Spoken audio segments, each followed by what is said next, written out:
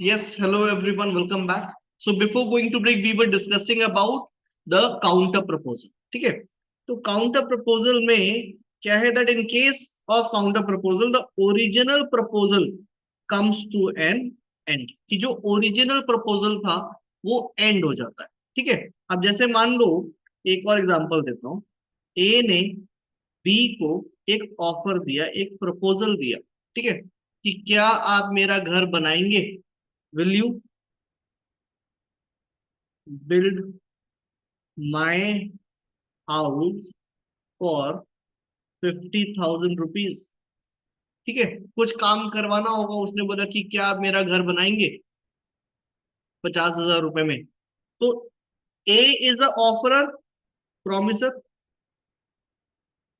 Right? A is the promisor क्योंकि उसने proposal दिया है, और B is a promisee. B is a promisee. ये कैसे पता चला? क्योंकि टू क्लॉज सी में लिखा हुआ है. एक बार टू सी देखो आप पहले. Read to C.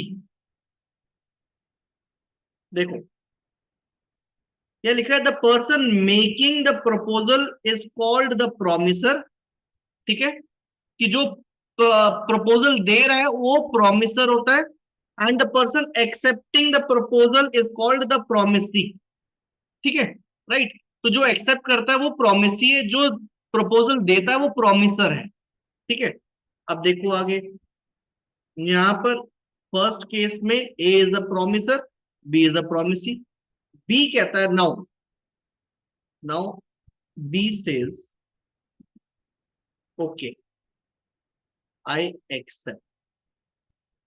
बट वो कहता है ठीक है, मैं बना दूंगा, but not in 50,000 rupees, but in 70,000 rupees. कि 50,000 में नहीं, 70,000 रुपए में काम करूंगा. ठीक है? राइट. वो कह रहा है कि हाँ मैं बना दूंगा, I will build it, I accept, but not at 50,000, rather 70,000. ठीक है? तो अब ये क्या है? क्या ये एक्सेप्टेंस है या ये प्रपोजल है? बताइए, ये एक्सेप्टेंस है या प्रपोजल है?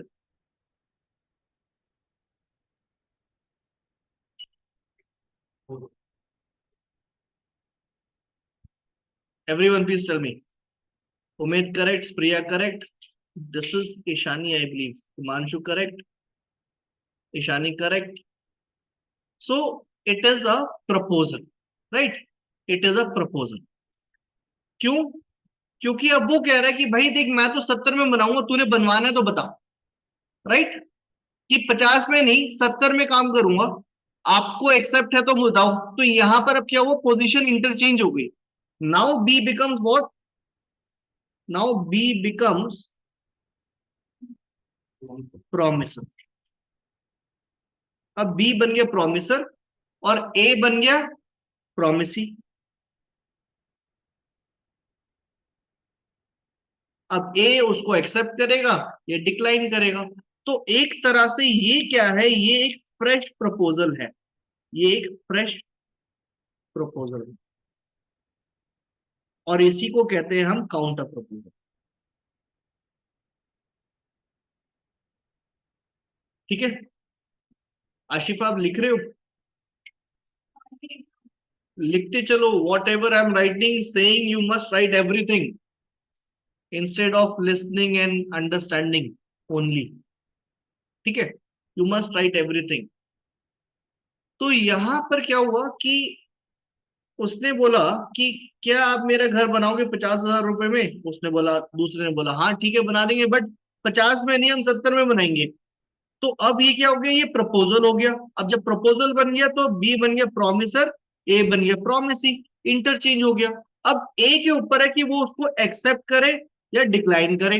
ठीक है? So this is called counter proposal. ठीक है? राइट. ए भी बोल सकता है कि भाई साहब 70 नहीं, 60 में कर दो. तो अब फिर से चेंज हो जाएगा. काउंटर प्रपोजल, आप काउंटर प्रपोजल दे सकते हो, बट जब मैंने काउंटर प्रपोजल दिया तो सामने वाला उसको एक्सेप्ट करे या डिनाई करे. अगर उसको डिनाई करके मेरे पुराने वाले प्रपोजल को आप एक्सेप्ट कर रहे हो, तो पुराने वाले की चीज तो है ही नहीं ना, क्योंकि पुराने वाला प्रपोजल एक बार खत्म हो गया तो वो खत्म हो गया. It can not be accepted later on by anyone. Right? Once a proposal rejected cannot be accepted by anyone at any point of time, at any condition. ठीक है, कि एक बार दिया हुआ प्रपोजल रिजेक्ट हो जाता है तो दोबारा से उसको कोई भी एक्सेप्ट नहीं कर सकता. और रिजेक्ट होने के बाद कोई और कंडीशन ऐड कर देते हैं तो उसको काउंटर प्रपोजल बोलते हैं. ठीक है, राइट? Is it clear? तो ये जो फर्स्ट प्रपोजल था, ये जो फर्स्ट प्रपोजल था, दिस लैप्सेस, लैप्स कर गया. राइट? ओरिजिनल प्रपोजल लैप्स कर गया, अब उसकी कोई वैल्यू नहीं है, कोई रेलेवेंस नहीं है. Okay, right? There is no value, there is no relevance of the original proposal. Now the fresh proposal is been made by the other party and now the other party is the promisor. ठीक है, एक point लिखो इसमें. A counter proposal results, a counter proposal results in rejection of the original proposal and give rise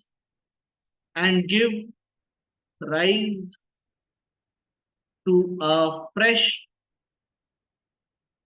proposal. Okay, and very happy Janmashtami to all of you. I just remember, right? A very, very happy Janmashtami to everyone. May Lord Kanaji help you, right, with his enlightenment, right? जैसे कृष्ण जी अर्जुन के सारथी बने थे, ऐसे ही कृष्ण जी आपके भी सारथी बने और आपको गाइड करें, सही पाथ दिखाए. राइट? तो मैं भी आपको गाइड कर रहा हूँ, आप मेरी बात भी मानो. ठीक है, very very.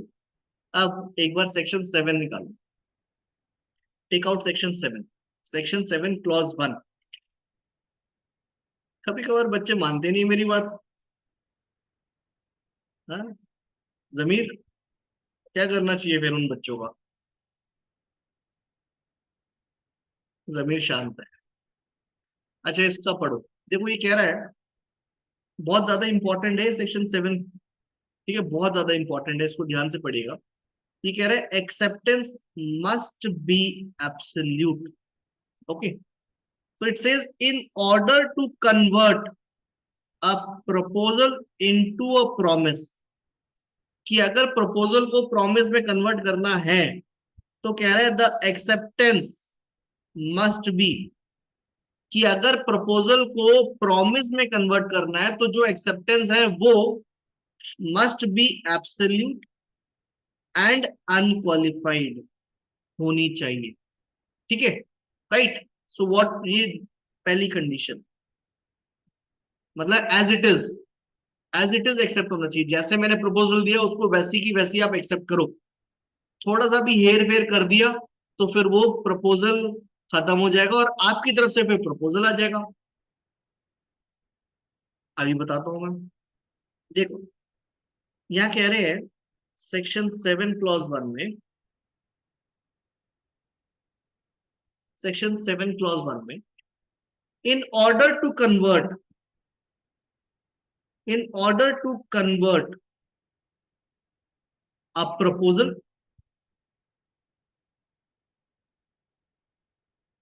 into a promise,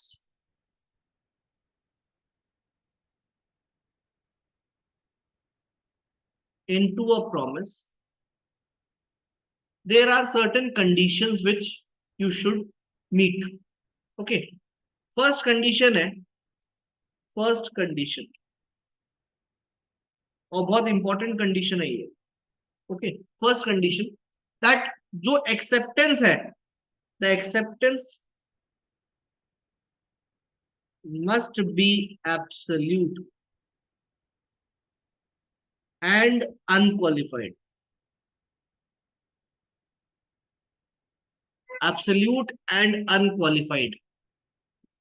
okay, तो एब्सोल्यूट मतलब क्या? एक्सेप्टेंस तो समझ गए कि ठीक है, मैं समझ आपकी चीज एक्सेप्ट कर रहा हूं, जैसे आपने बोला वैसे एक्सेप्ट कर रहा हूं, ठीक है। एब्सोल्यूट मतलब एकदम एग्जैक्टली, ठीक है। अनक्वालिफाइड मतलब without any conditions, no if no but. Okay, समझ में आया? एब्सोल्यूट मतलब जैसा आपने बोला वैसा मैं एक्सेप्ट कर रहा हूं। क्या आप मेरी घड़ी खरीदोगे 5,000 रुपए में? आप हाँ कर रहे हो, तो 5,000 रुपए में आपको खरीदनी होगी, राइट? आपने एक्सेप्ट कर लिया एब्सोल्युटली। बट अगर आप उसमें लिख रहे हो कि हाँ मैं 5,000 में खरीदूंगा, बट एक काम करो, इसके ऊपर आप डायमंड लगवा दो, तो वो क्या होगी? कंडीशन होगी ना। तो अनक्वालिफाइड नहीं है, अब वो क्वालिफाइड हो गया, तो फिर वो प्रॉपर एक्सेप्टेंस नहीं है, अब वो काउंटर ऑफर बन गया। अब मेरे ऊपर है कि मैं आपको बेचूं या ना बेचूं डायमंड लगाने के बाद। समझ में आया? Is it clear? तो जो एक्सेप्टेंस है ना, this acceptance, this must be absolute and unqualified. Acceptance has to be absolute, but अगर एक्सेप्टेंस में कोई चेंज आ जाए तो it will not be a valid proposal, it will not be a valid acceptance, it will not ripen into a promise. तो promise बनेगा ही नहीं, वो एक तरह का काउंटर ऑफर बन जाएगा। तो यहां से निकले काउंटर ऑफर। अगर एक्सेप्टेंस में जैसे आपने बोला कि क्या आप मेरा घर बनाओगे 50,000 रुपए में, वो बोलता है हाँ मैं बना दूंगा, बट 50 में नहीं बनाऊंगा बाबूजी, 70 में बनाऊंगा, ठीक है। तो ये क्या है? ये एक तरह का काउंटर ऑफर आ गया ना, क्योंकि एक्सेप्ट आप कर रहे हो बट वो अनक्वालिफाइड नहीं है, वो क्वालिफाइड है, कंडीशंस के साथ है, राइट? समझ में आया? तो काउंटर प्रपोजल या काउंटर ऑफर सेक्शन 7 क्लॉज 1 से निकला है। काउंटर प्रपोजल का आपको एक अलग से सेक्शन नहीं मिलेगा, वो यहां से मिलेगा। समझ में आया? यही तो होता है काउंटर ऑफर, कि मैं 50 में नहीं 70 में बनाऊंगा, करना है तो बोलो, राइट? जैसे कि आपने ऑटो वाले को बोला कि भैया बत्रा सिनेमा चलोगे 50 रुपए में, बोलता है 50 नहीं चलूंगा, मैं 50 में नहीं जाऊंगा, 70 में जाऊंगा, तो उसने आपको काउंटर ऑफर दे दिया ना। अब आपके ऊपर है कि आप उसको एक्सेप्ट करो या डिनाई करो, राइट? समझ में आया? Is it clear? तो ये तो हो गया काउंटर ऑफर। एक होता है क्रॉस ऑफर, क्रॉस प्रपोजल, सुना है आपने? क्रॉस, क्रॉस प्रपोजल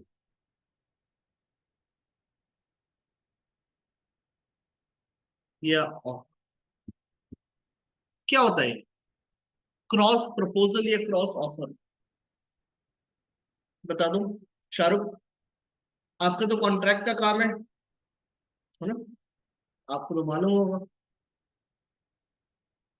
बड़े बड़े कॉन्ट्रैक्ट लेते हो आप।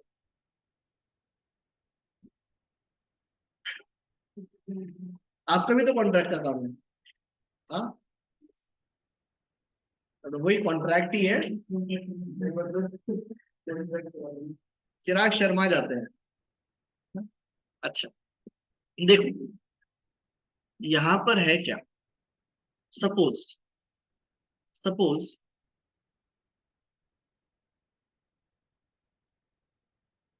भोला, अगेन, ठीक है, भोला ने एक लेटर लिखा, किसको? रामवती को।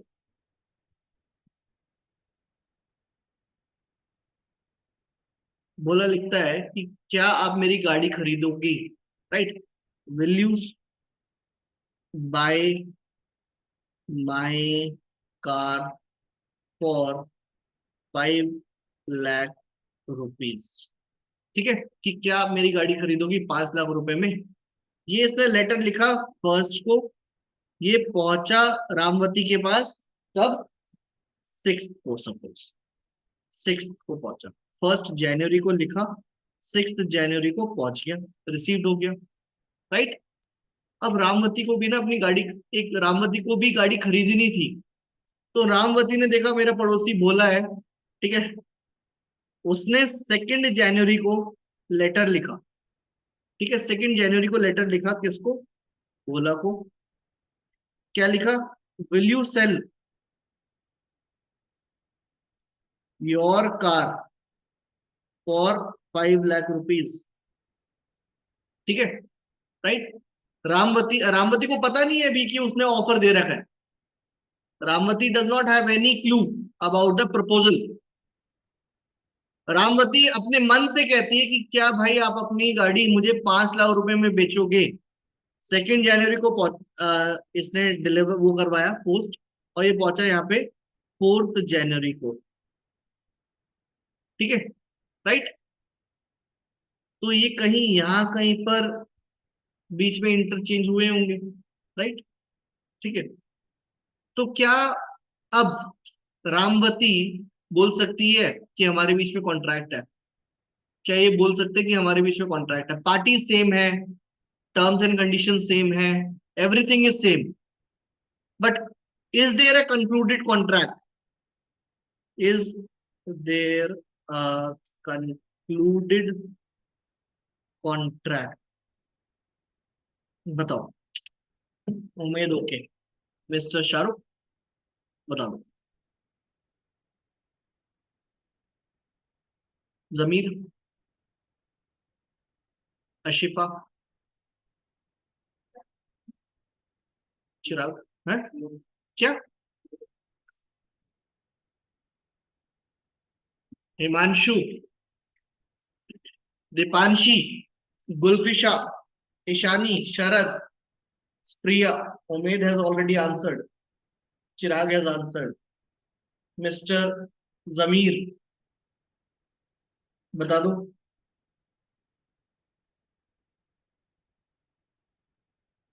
क्या ये कॉन्ट्रैक्ट बन गया क्या? The answer to this is there is no concluded contract. क्यों? प्रपोजल दिया है, अभी एक्सेप्टेंस कहां से हुआ है? There is no acceptance. There are two proposal existing, अभी एग्जिस्ट कर रहा है ये। उन प्रपोजल का एक्सेप्टेंस नहीं हुआ अभी। जस्ट बिकॉज आपने भी मुझे सेम कंडीशंस की प्रपोजल दिया है जो मैं आपको दिया था, उसे एक्सेप्टेंस थोड़ी माना जाएगा उसको। समझ में आया? Right. So there is no acceptance, and if there is no acceptance, there is no concluded contract. अब कोई एक्सेप्टेंस हुआ नहीं तो फिर वो प्रॉमिस थोड़ी होगा, इसको माना नहीं जाएगा कि एक्सेप्टेंस है। It will not be deemed as acceptance until and unless it is actually accepted, जब तक आप उसको एक्सेप्ट नहीं कर लेते। राइट, समझ में आया? Cross offer, counter offer, right. तो यहां मेन पॉइंट्स क्या है कि पार्टीज सेम है, सब्जेक्ट मैटर सेम है, टर्म्स एंड कंडीशन सारी सेम है, बट अभी कोई एक्सेप्टेंस नहीं हुआ। There is no acceptance. Okay, is it clear? तो यहां पर there is no promise, no promise, there is no promise because there is no acceptance, because no acceptance. जब एक्सेप्टेंस हुआ नहीं तो प्रॉमिस कैसे बनेगा? Right. The letter of A is not accepted, the letter of B is not accepted. ठीक है, Shahrukh good, Zameer clear, Chirag clear, okay. So ये cross offer है। क्रॉस ऑफर में एक और पॉइंट है कि क्रॉस ऑफर जैसे मान लो ए ने एक ये ऑफर दिया, बी ने ये ऑफर दिया, ठीक है, तो ये एक्सेप्ट करा जा सकता है, ये भी एक्सेप्ट करा जा सकता है। जस्ट बिकॉज इसने ये दिया तो ये रिजेक्ट नहीं हो जाएगा, क्यों? क्योंकि उसको रिजेक्ट नहीं करा ना। बट काउंटर ऑफर में पुराना वाला ऑफर रिजेक्ट हो जाता है, ठीक है। अब उसको बाद में आप एक्सेप्ट नहीं कर सकते, बट अभी तो ये दोनों एग्जिस्टिंग हैं, क्रॉस ऑफर हो रहे हैं, बट वो खत्म नहीं हो रहा, एंड नहीं हो रहा वो अभी। कंडीशन अगर आपने अलग कर दी तो वो अपना एक अलग से ऑफर है, आप उसको एक्सेप्ट करो या डिनाई करो।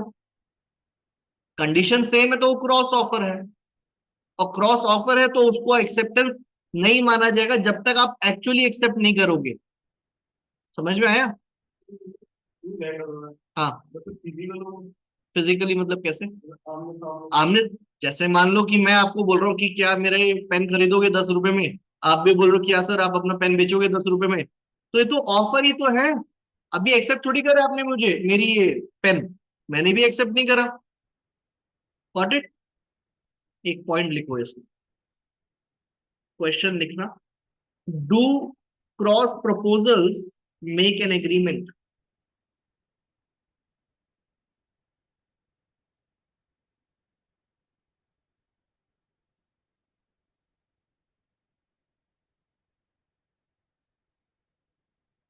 Do cross proposal make an agreement? कि क्या ये एग्रीमेंट होता है, इसमें आंसर करना. No. Acceptance is must. Acceptance is must for an agreement.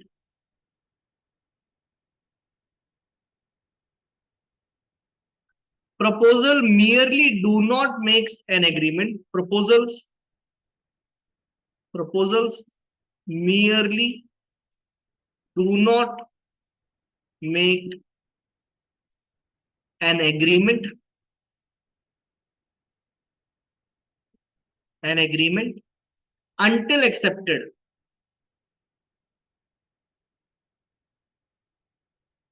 Until accepted. Also, there is no knowledge.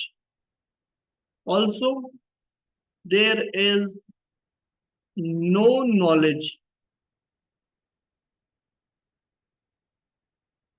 of proposal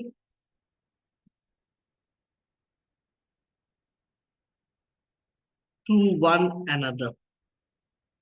To one another. Until there is a knowledge of proposal, there cannot be any acceptance. Until there is a knowledge, until there is no knowledge of proposal, there cannot be any acceptance. There cannot be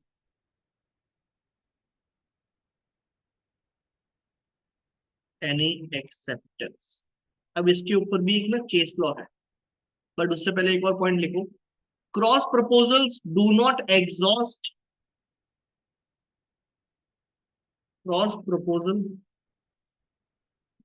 do not exhaust. Wait, let me just put this on charge. Okay. Cross proposal do not exhaust the proposals.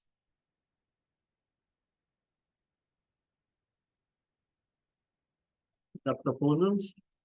Proposal of one does not exhaust the proposal of other. The proposal of one does not exhaust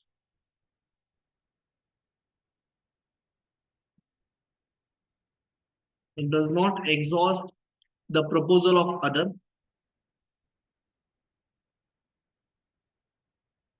The proposal of other until accepted or rejected. Or rejected. Until accepted or rejected. ठीक है, right?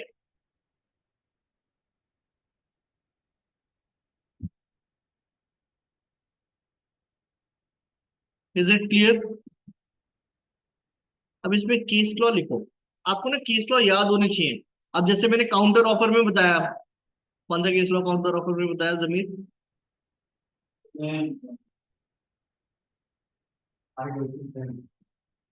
ठीक है, very good हो गया है तो. Excellent. एक और पूछता हूँ आपसे, पूछू? राइट. सिग्निफिकेंस सिग्निफाई करने में केस लॉ मैंने बताया था स्टार्टिंग में, कि अगर आप उसको सिग्निफाई नहीं करोगे प्रपोजल, तो उसका एक्सेप्टेंस नहीं होगा. बता दो केस लॉ. आगे. हाँ हाँ ठीक है, सही बता रहे हो. Lalman Shukla versus Gauridhar. Very good हो गया तो, एक्सेलेंट. You are smart. अब क्रॉस ऑफर में लिखो. एक और केस लॉ है, टेन वर्सेस हॉफमैन.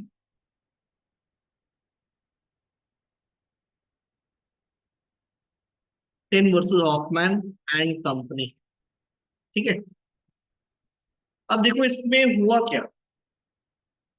इसके फैक्ट सुनना है। कंपनी, हाँ, HOOFMAN, Hoffman. Okay, Tinn versus Hoffman. ये क्रॉस ऑफर का एक लैंडमार्क जजमेंट है। इसमें हुआ क्या, हॉफमैन ने टिन को एक लेटर लिखा। ठीक है, उस टाइम पे व्हाट्सएप तो होते नहीं थे, राइट। उस टाइम पे टेलेक्स हुआ करता था, टेलेक्स। अभी हम टेलेक्स पर भी आएंगे। ठीक है, लंदन से एम्स्टर्डम में करा था टेलेक्स, आएंगे उस पॉइंट पे आएंगे।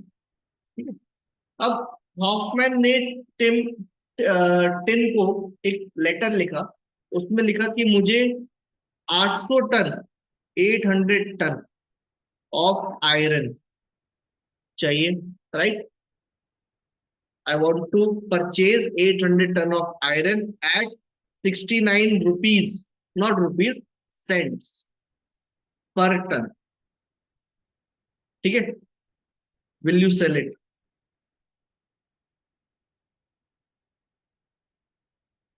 उसने बोला कि मुझे 800 टन चाहिए आयरन एट 69%। ठीक है, 69 सेंट्स पर टन चाहिए मुझे। अब टिन ने भी हॉफ को एक लेटर लिखा, will you buy, will you buy 800 ton of iron at 69 cents per ton. ठीक है, उसने भी लेटर लिख दिया। तो यहाँ पे क्या है, यहाँ पे कंडीशन सेम है दोनों की, right. Terms and condition same है, राइट। पार्टीज सेम है। तो there are two proposals existing. दो प्रपोजल अभी लिविंग है ना, एग्जिस्टिंग है, एग्जिस्टिंग इन नेचर है, राइट। ओके, ठीक है। सो हियर टिन कंटेंडेड, यहां पर हुआ क्या, Tin contended that there is a concluded contract. Tin ने बोला कि भाई हमारे बीच में एक वैलिड कॉन्ट्रैक्ट है, but there is no valid contract. क्यों? क्योंकि उनके प्रपोजल को अभी एक्सेप्टेंस नहीं मिली थी, राइट। इनकी प्रपोजल को एक्सेप्टेंस नहीं मिली ना अभी, and if there is no acceptance there is no valid contract, there will be no promise. Okay, लिखो एक पॉइंट इस पे, लिखो, लिखो। Tin contended that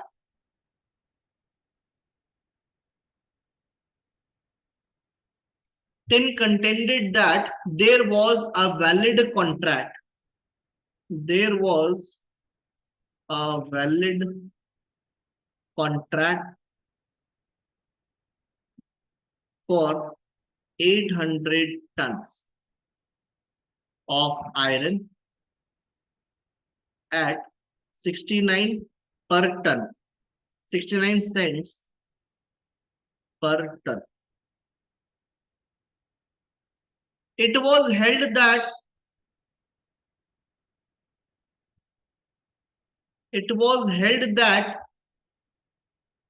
Hoffman would not be bound.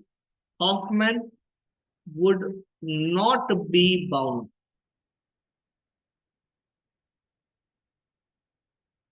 Would not be bound as a result of the cross offer,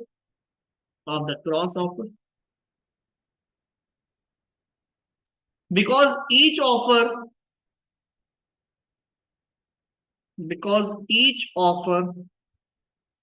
was made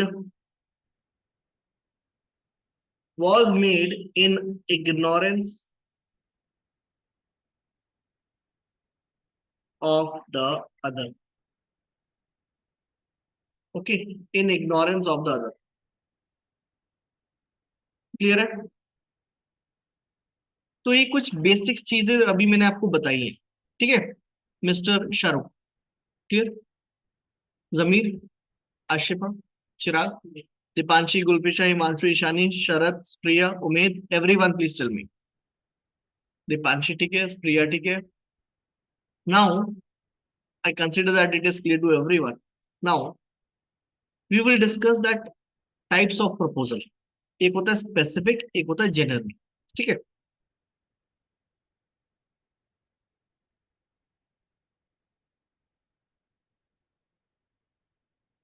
अभी आप थके तो नहीं ना? Tell me, you are not exhausted? Very very good. Types of proposal, इसमें एक होता है specific,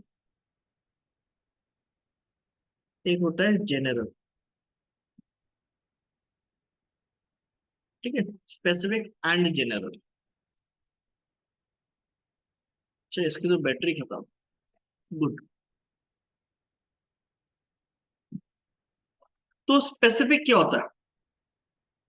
specific offer, specific proposal. Zameer, बताओ कि प्रपोजल मैंने किसी एक स्पेसिफिक व्यक्ति को दिया. Right. Proposal to a specific person, proposal to a specific person और स्पेसिफिक ग्रुप ऑफ पीपल.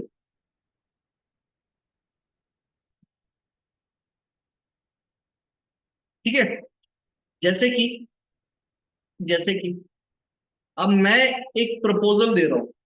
किसको? चिराग को दे रहा हूं कि क्या चिराग आप मेरी ये घड़ी खरीदोगे.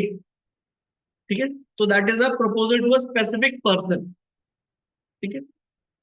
बट अगर मैं बोलूं कि मैं एक प्रपोजल दे रहा हूं कौन सी यूनिवर्सिटी को? दिल्ली यूनिवर्सिटी को, कि क्या आप मेरी घड़ी खरीदोगे, तो वो क्या है? वो जनरल प्रपोजल नहीं है, वो स्पेसिफिक है. क्यों? क्योंकि मैंने सिर्फ स्पेसिफिकली क्या बोला है, दिल्ली यूनिवर्सिटी के बच्चों के लिए प्रपोजल दिया है. राइट. ओके. तो it can be a specific person और it can be specific group of people. जैसे हमारे पास एयरटेल हम यूज कर रहे हैं, तो दिल्ली एनसीआर के अलग पैक होते हैं. राइट. मथुरा के अलग पैक होते हैं, उनका एक अलग ऑफर है. यहाँ पे एक अलग ऑफर है, जम्मू कश्मीर में अलग ऑफर है. राइट. तो जो जम्मू कश्मीर में आया है वो मैं एक्सेप्ट थोड़ी कर सकता हूँ, हालांकि मैं भी एयरटेल यूज कर रहा हूँ. बट उधर का एक अलग ऑफर चल रहा होगा ना, वो सिर्फ उन्हीं के लोगों के लिए ऑफर है. राइट. समझ में आया? तो ऐसा नहीं है कि स्पेसिफिक ऑफर सिर्फ एक व्यक्ति के साथ आप कर सकते हो. आप तमाम व्यक्तियों के साथ कर सकते हो, बट वो स्पेसिफिक व्यक्ति होने चाहिए. Right. Is it clear Zameer? Specific, कि सिर्फ मेरी सोसाइटी वाले लोग ही एक्सेप्ट कर सकते हैं और कोई नहीं. ग्रुप ऑफ पीपल, बट वो स्पेसिफिक होने चाहिए, पता होना चाहिए कौन कौन है. बट अगर पता ही नहीं तो फिर वो वर्ल्ड एट लार्ज हो जाएगा, वो जनरल ऑफर हो जाएगा. ठीक है. राइट. समझ में आया? Tell me Shahrukh. Good. Very very good. General offer देख लो. तो यहां पर it is made, proposal is made to the world at large. ठीक है. these people cannot be identified. These people cannot be identified. आप पता थोड़ी लगा सकते हो कि कौन किसको मैं दे रहा हूं. मैंने तो बोल दिया जिसको भी खरीदना है कहीं का भी हो ले ले. राइट. ओके. लालमन शुक्ला वाली एग्जांपल. हाँ, कोई भी आके ले ले. जैसे OLX पे आपने एग्जांपल अच्छा दिया कि मान लो मेरे को अपनी ये फोन बेचना है. ठीक है. मैंने फोन में अपना डिटेल डाल दिया कि इतने से इतने तक का बेचूंगा मैं, किसी को खरीदना तो आए. राइट. ओके. हालांकि वो भी एक तरह की एडवर्टीजमेंट है, वो इनविटेशन टू ऑफर हो गया. राइट. अब जरूरी थोड़ी है कि वो आएगा एक्सेप्ट करे मैं उसको दे दूंगा. पहले उसका बैकग्राउंड तो चेक करूंगा कि चोर टेररिस्ट तो नहीं है.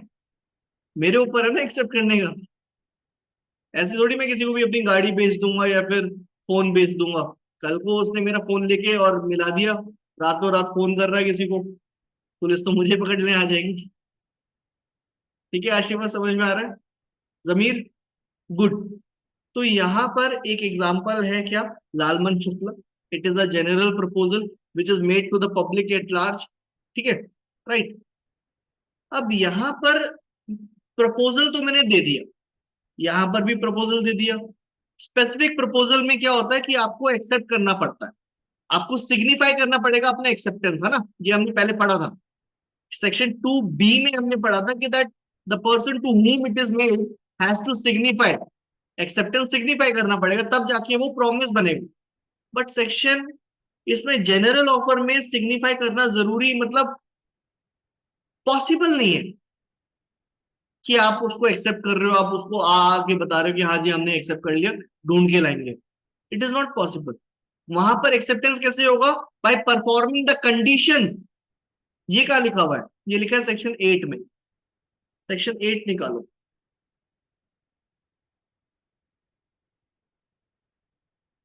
अब यहां लिखा है एक्सेप्टेंस बाय परफॉर्मिंग कंडीशंस और रिसीविंग कंसिडरेशन। देखो यहां लिखा हुआ है performance of the conditions of a proposal or the acceptance of any consideration for a reciprocal promise which may be offered with the proposal is an acceptance of the proposal।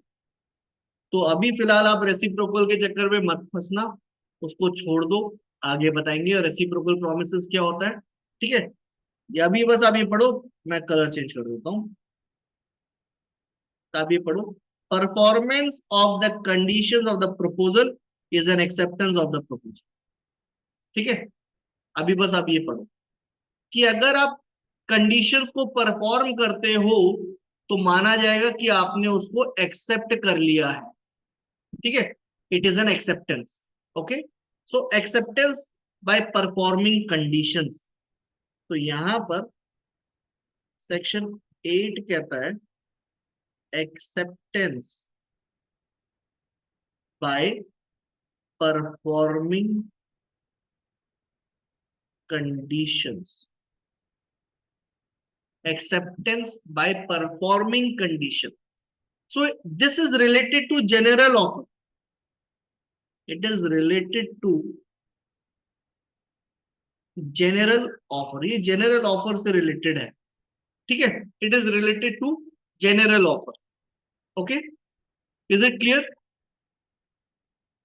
और एक बार सामने वाले ने अगर परफॉर्म कर लिया, कुत्ता ढूंढ लिया, जैसे उसने बोला ना, जैसे मैं बोल रहा हूँ कि कोई भी अगर मेरा कुत्ता ढूंढता है, whoever finds my dog will get a reward of 10,000 rupees। अब शाहरुख भी चला गया ढूंढने, चिराग भी चला गया ढूंढने, जमीर भी चला गया, आशिफा भी चली गई ढूंढने। ठीक है, राइट। अब मान लो शाहरुख को मिल गया, तो मतलब शाहरुख ने एक्सेप्ट कर लिया था और शाहरुख को मिल गया। अब जैसे ही शाहरुख को मिला, now I will be bound, क्योंकि अब तो मुझे देना पड़ जाएगा ना पैसा, 10,000 रुपए। ठीक है, तो ढूंढना मत। शाहरुख ने कहा ठीक है सर, ढूंढने का वेरी वेरी गुड। इसमें ना एक केस लॉ है, वेरी वेरी इंपॉर्टेंट, शायद सुना होगा आपने, Carlill versus Carbolic Smoke Ball Company. सुना है आपने? कार्लाइल, वेरी वेरी इंपॉर्टेंट है, Carlill versus Carbolic Smoke Ball Company, 1892। ये भी इंग्लिश केस लॉ है, Carlill versus Carbolic Smoke Ball Company. अब इसके फैक्ट्स सुनना, फैक्ट्स इंटरेस्टिंग है। देख, देखो मैंने आपको स्टार्टिंग में ही बोला था, contract is equals to case law. बहुत सारे केस लॉज हैं और सारे ही लैंडमार्क है। ऐसा नहीं कि ये लैंडमार्क नहीं है, वो लैंडमार्क नहीं है, सारे ही लैंडमार्क है। तो आपको केस लॉज बहुत अच्छे से ध्यान रखने हैं और इनके फैक्ट्स भी आपको पता होने चाहिए। अब इसके फैक्ट्स सुनिए। उस समय इन्फ्लुएंजा का दौर था, हालांकि अभी भी है। इन्फ्लुएंजा मतलब खांसी जुकाम, नोजिया, इन्फ्लुएंजा। ओके, तो एक कंपनी थी कार्बोलिक स्मोक बॉल, उसने एक दवाई बनाई, मेडिसिन बनाई। Company manufactured a medicine, company manufactured medicine. ठीक है, कंपनी ने एक मेडिसिन बनाई और ये मेडिसिन एक तरह की प्रिवेंटिव मेडिसिन थी कि आपको नहीं लगेगा। This medicine is a preventive.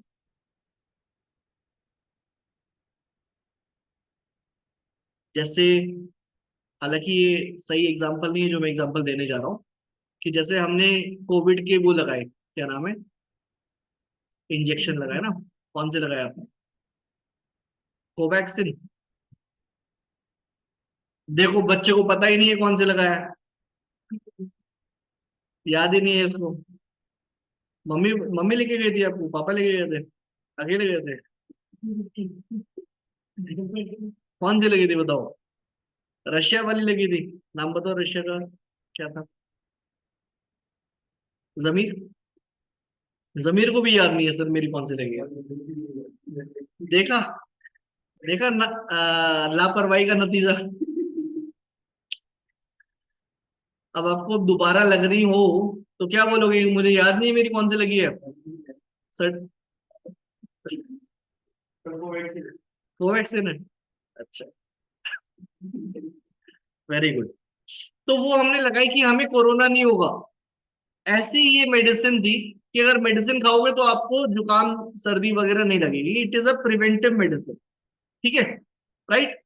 इन्होंने एक ऐसे एडवर्टाइज करा, इन्होंने इस कंपनी ने एडवर्टाइज करा कि अगर आप हमारी गोली 3 टाइम लेते हो, 3 टाइम्स, 2 हफ्ते तक, पता नहीं वो भी मैं आपको देख के बता दूंगा, कि दिन में 3 बार लोगे, 2 हफ्ते तक लोगे, तो आपको इन्फ्लुएंजा नहीं लगेगा।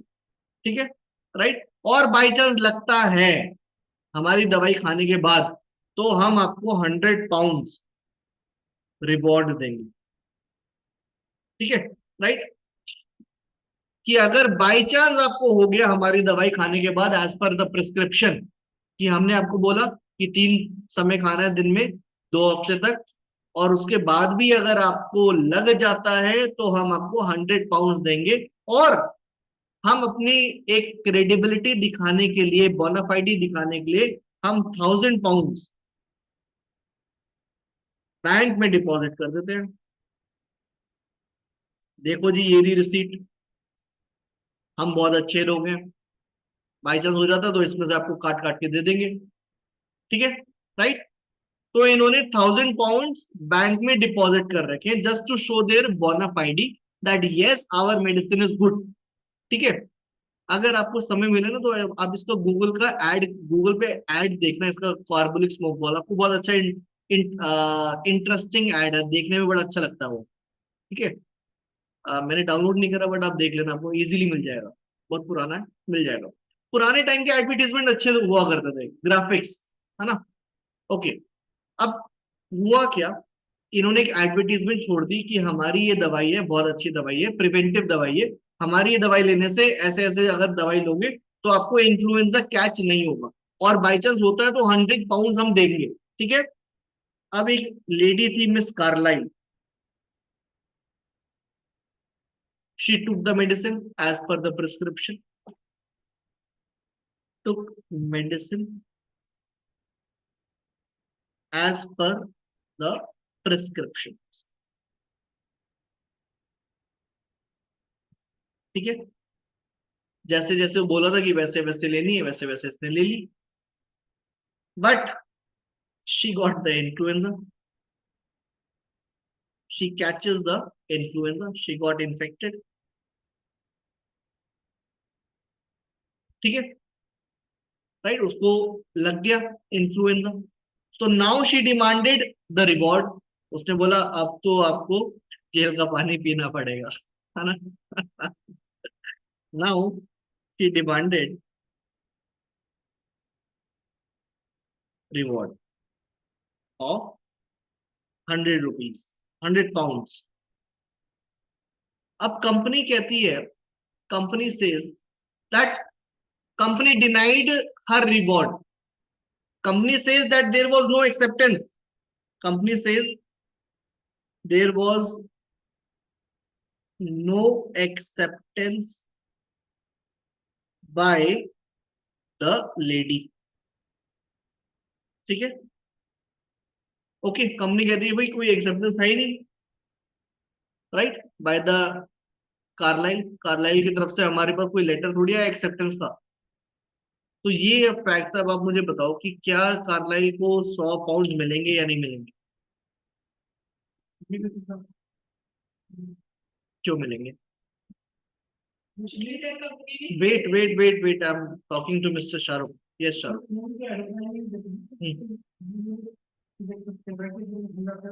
नहीं, उन्होंने एक्सेप्ट करा कि अगर होता है तो हम आपको देंगे, बट एक्सेप्टेंस कहाँ से है यहाँ पर? नहीं, यहाँ एक्सेप्टेंस कैसे होगा? मुझे एक्सेप्टेंस बताओ, एक्सेप्टेंस बताओ मिस्टर जमील। ठीक है, सबके लिए था। हम्म? चिराग, कार्लाइल की तरफ से एक्सेप्टेंस कैसे है? अरे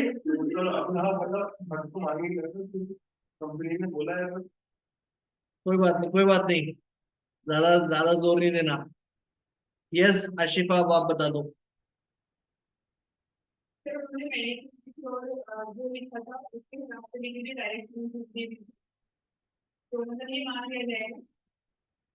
Deepanshi correct, Umed correct, Ashifa correct, Ishani, let me read your answer also. Ishani मिलेंगे sir as it is. Ishani आपने एक्सेप्टेंस की बात तो बोली नहीं। देखो यहां पर the Carlill is entitled for the reward, उसको मिलेगा, बट क्यों? क्योंकि उसने क्या करा, उसमें जो कंडीशन लिखी हुई थी प्रपोजल की, उसने उन कंडीशंस को फुलफिल करा। कि उसमें लिखा हुआ था कि आप 3 समय लोगे दिन में, इतने टाइम तक लोगे, तो उसने वो सारी कंडीशन पूरी करी। तो कंडीशन पूरी करना अपने आप में एक एक्सेप्टेंस होता है। You need not have to come and give acceptance physically. आपको आना नहीं है जनरल ऑफर में, आपने आपको बस एक कंडीशन पूरी कर देनी है। समझ में आया? राइट, तो इसमें लिखो, एक पॉइंट लिखो, a medicine normal,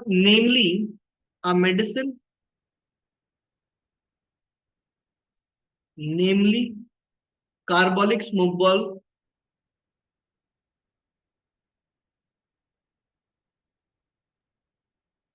was manufactured by a company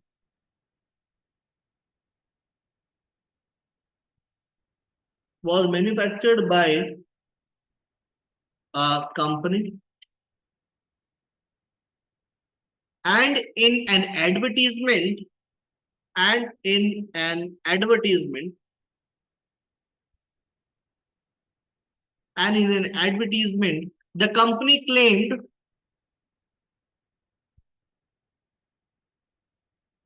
the company claimed that if anyone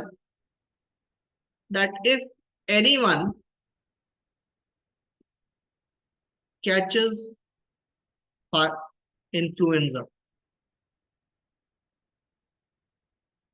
if anyone catches influenza after taking the smoke ball, after taking the smoke ball, smoke ball thrice a day for 2 weeks, thrice a day for 2 weeks, the company will pay, the company will pay,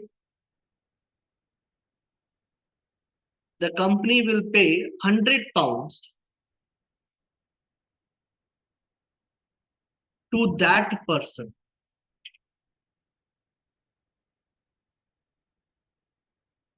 To that person. The company also announced, the company also announced that they have deposited, that they have deposited, that they have deposited £1,000 with a bank, with a bank to show their sincerity, to show their sincerity. Miss Carlyle took the smoke ball. Miss Carlyle took the smoke ball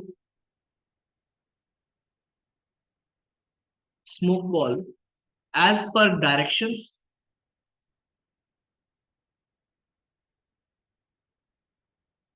as per directions, and caught influenza. And caught influenza.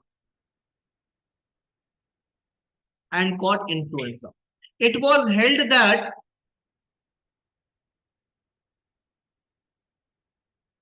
it was held that the proposal of the company, the proposal of the company was made to the world at large, was made to the world at large, was made to the world at large, and this was to ripen into, and this was ripen into a contract, and this was ripen into, ripen मतलब convert, ठीक है, ripen into a contract with any person, with any person who comes forward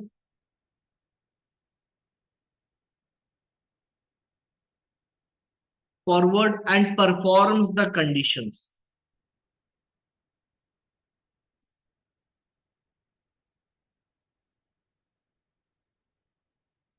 ठीक है, and perform the conditions. समझ में आया? तो यहाँ कंडीशंस पूरी हो जाएंगी तो माना जाएगा कि आपने एक्सेप्ट करा है, ठीक है, और जब एक्सेप्ट कर ले तो प्रॉमिस बन गया, प्रॉमिस के साथ आपने पैसा भी रखा हुआ तो कंसिडरेशन है, राइट, और वो कंसिडरेशन वैलिड है, कंसिडरेशन मिल गया तो फिर वो एग्रीमेंट बन गया, एग्रीमेंट के साथ अगर एनफोर्सेबिलिटी भी ऐड हो गई तो फिर वो क्या बन गया, कॉन्ट्रैक्ट हो गया। एनफोर्सेबिलिटी कौन से सेक्शन में दे रखा है? वेरी गुड, क्या क्या है उसमें आप बताओ? अरे रिवाइज क्यों नहीं करा आपने? सो सेक्शन 10 में कंडीशंस कौन सी है? लॉफुल ऑब्जेक्ट होना चाहिए, लॉफुल कंसिडरेशन होना चाहिए, कॉम्पिटेंट पार्टी होनी चाहिए, फ्री कंसेंट होना चाहिए, and not expressly declared void होना चाहिए, राइट, बता दो फिर। अरे वेरी गुड, चलो ठीक है। So now tell me, is it clear? अभी मैं इसको यही रोक रहा हूं, अभी हम जनरल ऑफर को अभी बस थोड़ा सा ही हमने स्टार्ट करा, अभी बहुत बड़ा टॉपिक है, this we will be having in our next class, ठीक है। Now tell me, do you have any doubt, any question in today's class? बताओ, कोई डाउट, कोई क्वेश्चन? आशिफा पूछो। नहीं? Zameer, Shahrukh, all clear over here? Deepanshi, Gulfisha, Ishani and everyone, tell me, all clear? ठीक है। So now the next class will be on Monday, okay, of contract. Thank you everyone, god bless you, enjoy your Janmashtami and the holiday, okay, thank you.